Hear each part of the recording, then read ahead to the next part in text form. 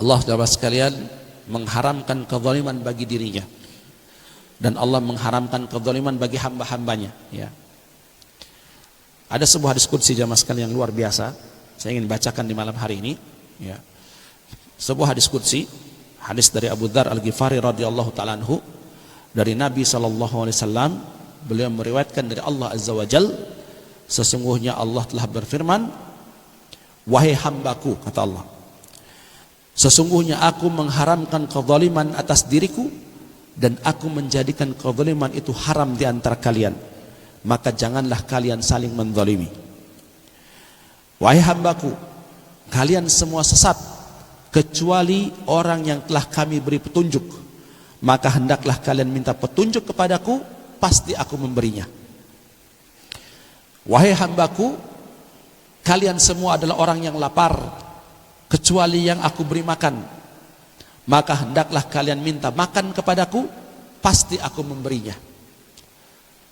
Wahai hambaku, kalian semua asalnya telanjang kecuali yang telah aku beri pakaian, maka hendaklah kalian minta pakaian kepadaku, pasti aku memberinya. Wahai hambaku, sesungguhnya kalian berbuat dosa pada malam dan siang hari, dan aku mengampuni dosa-dosa itu aku mengampuni dosa-dosa itu semuanya, maka mintalah ampunan kepadaku, pasti aku mengampuni kalian.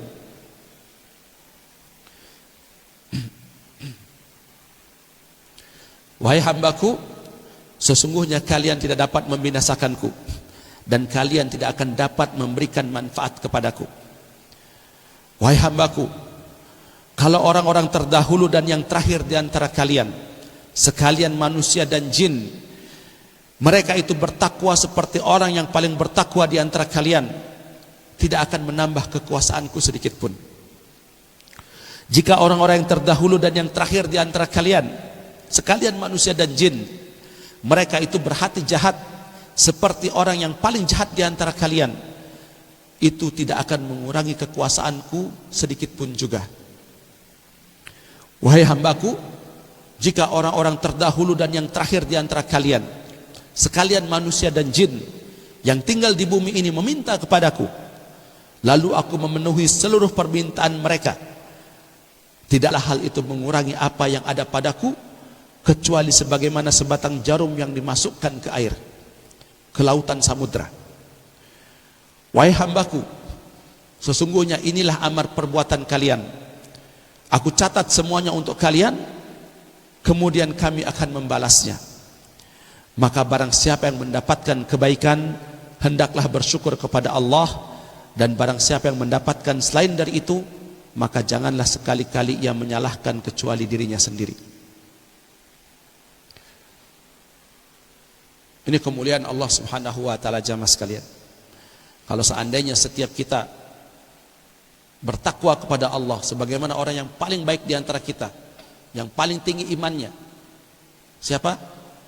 Nabi kita Muhammad sallallahu alaihi wasallam, itu tidak akan menambah kekuasaan Allah Subhanahu wa ta'ala sedikit pun juga. Dan seandainya kita semua ini berlaku jahat, bermaksiat semuanya kepada Allah Subhanahu wa ta'ala, menjadi orang yang paling jahat di atas muka bumi ini, juga tidak akan mengurangi kekuasaan Allah Subhanahu wa ta'ala.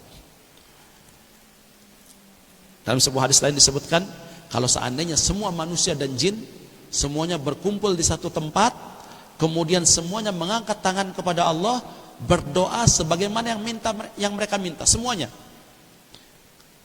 semua yang pernah terlintas di benak kita, kita minta semuanya kepada Allah, kemudian semuanya dikabulkan oleh Allah Subhanahu wa ta'ala sebagaimana yang mereka minta semuanya, bangsa jin dan manusia, mulai dari yang paling awal sampai yang paling akhir, itu tidak akan mengurangi kekuasaan Allah Subhanahu wa ta'ala, kecuali seperti jari telunjuk kita yang kita masukkan ke dalam samudra, maka lihatlah apa yang menetes dari itu. Tetesan itu doa-doa kita seluruhnya jamaah sekalian. Sedangkan kekuasaan Allah Subhanahu wa ta'ala samudra yang begitu luas, tidak berkurang sedikit pun. Ini kebesaran dan kekuasaan Allah Subhanahu wa ta'ala. Makanya Imam Ibnu Qayyim rahimahullah telah mengatakan, man arafallahu bi asma'ihi wa sifati wa af'alihi habbahu la mahalah.